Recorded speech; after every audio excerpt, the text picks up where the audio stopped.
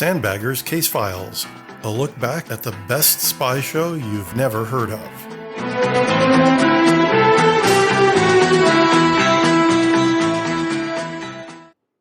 Willie Caine finds himself in the wrong place at the right time in today's episode, Decision by Committee.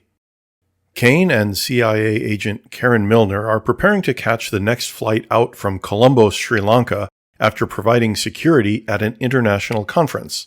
Meanwhile, back in London, Deputy Chief Peel gives Neil Burnside his annual performance review, and it's not a pretty one. Because his superiors can't trust him, he's going to be passed over for promotion. Over a lunch with the CIA's Jeff Ross, Burnside says he's thinking of quitting. Later that night, sitting alone in his flat listening to sad ballads, Burnside is shaken out of his misery by a call from the ops room. Burnside? Sam Law, sir. We've had confirmed reports of an airliner hijack, and we think that Willie Caine is on the aircraft. Who are the hijackers? We don't know, sir. The hijacking happened 30 minutes out of Bahrain with the aircraft bound for Athens. When he arrives at the ops room, Burnside learns that the hijackers are Iraqis, seeking the release of their comrades from jail, and that they have ordered the plane to land in Istanbul. The team finds out that the chiefs of the defense staff and the general staff are aboard the plane. They must be the VIPs that the hijackers want. Burnside and Ross brief Peel on the status of the hijack. The hijackers have announced that they plan to execute the chief of the defense staff at 1800, followed by the chief of the general staff at 2000, and then blow up the plane at midnight. Peel says the SIS and the CIA are merely spectators in the unfolding drama, but Burnside disagrees. But Willie's a government officer, just like the two defense chiefs. But that's what I'm saying, Mr. Ross. The defense chiefs, Karen Milner, Willie Caine, any other British or American nationals, they're simply pawns on this particular board. Pawns? I'm afraid so. Well, I'm not accepting that. Meanwhile, the hijacked airliner lands in Istanbul, where... It's only a model. As I was saying, meanwhile, the hijacked airliner lands in Istanbul, where temperatures are beginning to climb and patience is beginning to wear thin. Sir Geoffrey Wellingham tells C and Burnside that the government feels trapped between a rock and a hard place. Their official policy is not to negotiate with terrorists, but if they do nothing, a lot of innocent lives could be lost. Complicating matters, the Turks have said they don't want armed foreign troops to intervene. Burnside, however, has a counter-argument. And there's an unwritten law in the special section that if a sandbagger gets in trouble, someone will go to his assistance.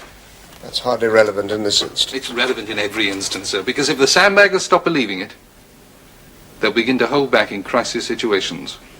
On the tarmac in Istanbul, Milner succeeds in bluffing her way to the back of the plane, where she surreptitiously passes a note to Willie explaining the hijackers' intentions. Back in London, Burnside tries to talk Jeff Ross into pressuring the Turks to allow SIS's Special Projects team into the country. But Ross says his hands are tied by U.S. policy. Besides, he points out, the SPT is not trained in counterterrorism. Burnside replies that as long as the government won't sanction sending in Britain's crack anti-terrorist squad, the SAS, the SPT is his only resort.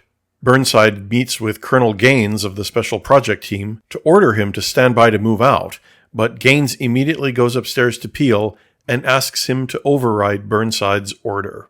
I don't like going over his head, but I'm responsible for the lives of my team. Of course. I want you to give me an order, sir, that for the rest of today at least, the SPT is not to be mobilized without your specific and personal approval.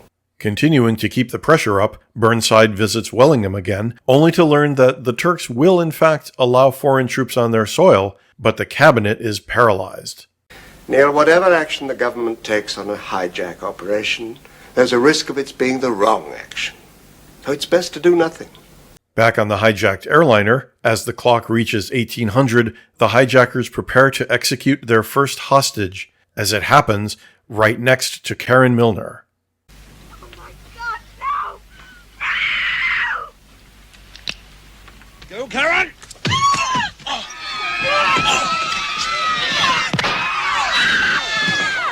Caine and Milner succeed in killing the hijackers, though a passenger and a stewardess are killed in the crossfire. The bomb? Turns out it was a fake. Peel tells Burnside that the official cover story will be that a pair of sky marshals took out the hijackers, with no mention of the involvement of either SIS or the CIA. Burnside reminds Peel that it was junior officers acting on initiative that saved the day, not a decision made, or, in this instance, avoided, by a committee. But what to tell Willie? The government were doing their usual delaying trick. But if the Iraqis had shot CGS at 1800, the SAS would have been on their way 2 minutes later. I knew it would have to be under cover of darkness. Well, you needn't worry. I wasn't worried. I knew you wouldn't let me down.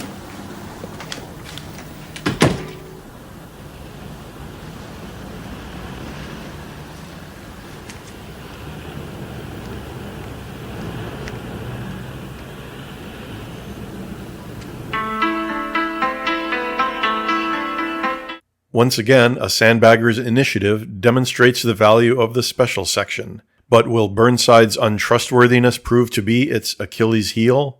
In